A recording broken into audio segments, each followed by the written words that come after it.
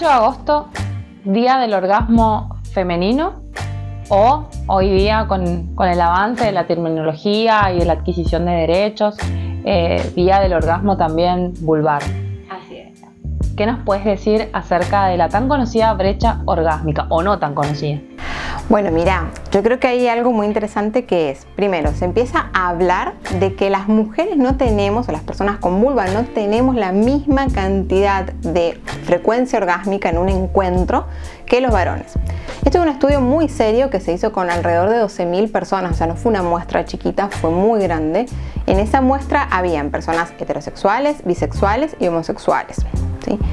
Y lo que se vio es que las personas que se referían a sí mismas como heterosexuales, los varones llegaban el 98% de las oportunidades en un encuentro a un orgasmo, pero las mujeres solo en el 66%. Entonces, esa brecha que hay del 30% nos indica que algo pasa en la forma en la que las mujeres hetero y los varones heteros se relacionan en los encuentros que no está funcionando.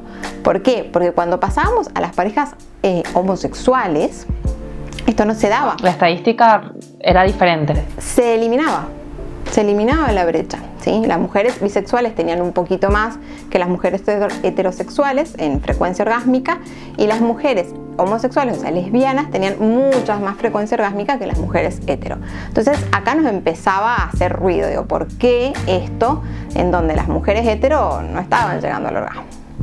Lo interesante de ese estudio es que también se les preguntó a estas mujeres que sí llegaban al orgasmo, ¿qué hacían? ¿Qué hacían estas que las otras no? Y lo que se vio es que estas mujeres eran mucho más asertivas sexualmente. Esto en criollo es: yo te digo lo que quiero, cómo quiero que me toques, qué quiero que me hagas, etc. Usaban más lencería que ellas autopercibían como erótica. ¿A qué me refiero con esto? No hace falta que todo se encaje negro, ¿no? Hay un montón de cosas, pero bueno, estas mujeres lo usaban y era una práctica habitual. Se masturbaban con más frecuencia, recibían sexo oral con más frecuencia, y obviamente todo eso llevado a un encuentro marcaba la diferencia. Esta autopercepción de yo como una mujer erótica y que tengo deseos, ¿no? Puede cambiar en la misma persona. O sea, puede haber un yo de una mujer que no tenía orgasmos y yo, una mujer que hoy tiene orgasmos. Mira, muchas veces sucede, sobre todo cuando en la biografía hay cambios drásticos, como por ejemplo la maternidad, ¿sí? Que la sexualidad debe reinventarse. No es lo mismo el cuerpo prematernidad de muchas mujeres que el cuerpo postmaternidad.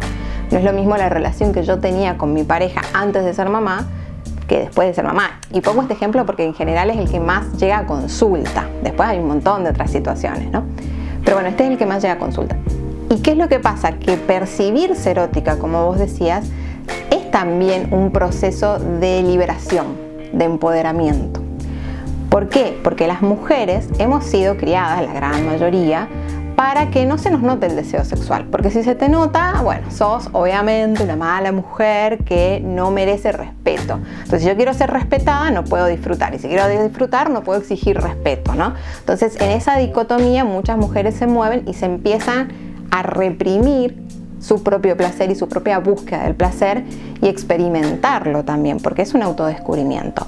Y en la biografía de cada una, obviamente que también van a haber cambios. Digo, a los 20 te gustaba una cosa, a los 30 otra, más grande otra. La sexualidad después de la menopausia es otra. La sexualidad en la vejez es otra. Entonces, pensar que yo tendría que funcionar de la misma manera toda mi vida es bastante ingenuo. Te pregunto porque muchas veces se ha escuchado en las diferentes charlas que tenemos quizás con nuestras amigas, con nuestras compañeras, con los grupos de mujeres que nos rodean, ¿no? Esta cuestión de que muchas mujeres fueron mamás y nunca supieron si sintieron o no un orgasmo.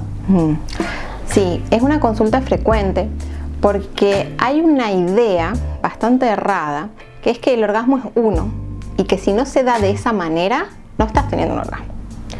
Y ahí volvemos a esto del conocimiento de una misma y de una misma en situaciones, porque no es lo mismo masturbarse que estar con alguien o con alguienes. Entonces las sensaciones van a ser distintas, la sensación de control va a ser otra. Y muchas veces lo que pasa es que yo me empiezo a comparar con vos. Ah, bueno, pero tu orgasmo es, no sé, pegás 3 gritos y te dan cosquillas en los pies. Pero el mío no es así, entonces yo debo estar mal. Entonces lo mío no es un orgasmo. Y ahí muchas veces lo que pasa es que cuando se llega a la consulta y empezás a explorar, bueno, pero ¿qué sentís? ¿Cómo sentís? ¿De qué manera? Te das cuenta que la persona sí estaba teniendo orgasmo, pero no lo percibía como tal. Esa es una de las situaciones.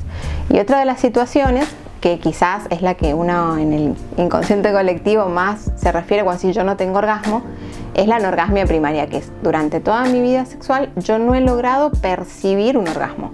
Después entra este trabajo fino de la consulta de, bueno, ¿realmente no has tenido un orgasmo o es que no lo sabes reconocer o es que no lo sabes identificar, ¿no?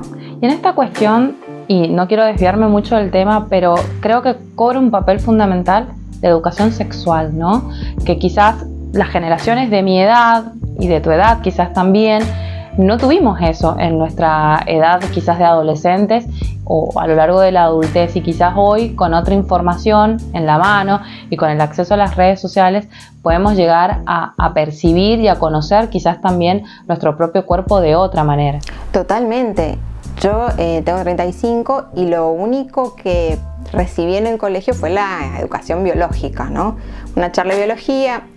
Mi colegio era como un poco más progre y tuvimos un doctor que vino y nos dio lo mismo que nos dieron en clase de biología. Entonces acá también hay una cuestión que tiene que ver con qué lugar le damos al placer en la educación sexual integral.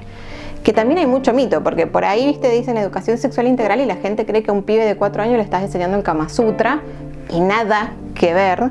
Pero sí se ha visto que los países que han implementado sistemáticamente políticas públicas de educación sexual integral han reducido la tasa tanto de embarazos no deseados como de infecciones de transmisión sexual. Y esto es algo que obviamente nadie puede estar en contra, ¿no? Entonces hay mucho desconocimiento de la educación sexual integral, y volviendo y relacionándolo con el tema del orgasmo, hay también toda una cuestión que hay que poner en la mesa de eduquemos también para el placer, no solamente para el te puede dar tal bicho o te puedes quedar embarazada y se te arruina el proyecto de vida, sino eduquemos también para el placer. Alex, te hemos visto en las redes sociales contestando preguntas frecuentes, particularmente quizás de mujeres, ¿no?, acerca sobre el orgasmo. ¿Cuáles son estas preguntas frecuentes y comunes que tenemos a la hora de replantearnos este tema que incluso tiene hasta un día? Así es, y que el día lo puso un varón, todo un análisis para hacer al respecto, ¿no? Bueno, mira, algo que han consultado mucho las personas es si el orgasmo es un mandato. ¿Qué pasa si yo en mis relaciones las disfruto, la paso bien, pero no siempre llego al orgasmo, ¿no? Porque si no, ¿qué pasa? Terminamos teniendo esta carrerita de obstáculos en donde si yo no llego a esa meta final, me frustro, la paso mal, creo que tengo una sexualidad horrible, y no siempre va a ser así. Disfrutar el proceso es tan importante como llegar al final de la meta, ¿no? Ahora, esa es una. Después, otra consulta es esto de los tipos de orgasmo. ¿Te acuerdas que se puso en un momento que si el orgasmo de la uretra, que si el orgasmo de los pezones? Sí. Bueno, en realidad el orgasmo es una sensación de placer y de liberación, y es una entrega al momento presente. Después, si vos sentís la sensación más atrás de la oreja, en el pie, en los pezones o en donde sea, bueno, eso ya es tu mapa erótico, que nosotros le decimos en sexología así, mapa erótico. Sí hay en algunas personas que justamente porque tienen el clítoris un poquito más largo, a veces este clítoris cuando está erecto llega muy cerca de lo que es la zona perianal. Entonces, por estimulación anal también se puede tener un orgasmo vulvar, digamos, sin una estimulación directa de la vulva. Y para finalizar, ¿alguna recomendación o consejo, particularmente a las mujeres o personas con vulva, ¿no?, que están en este proceso y en este viaje de descubrimiento y de darle lugar al deseo, que es tan importante para el desarrollo también de nuestra vida sexual y afectiva y emocional en todos los aspectos? ¿Qué le dirías? Primero, lo que les diría es que el placer es un derecho y que esto está reconocido por la Organización Sexológica Internacional, ¿sí?, lo que sería como la OMS de sexología, y que eso no hace tanto que sea reconocido.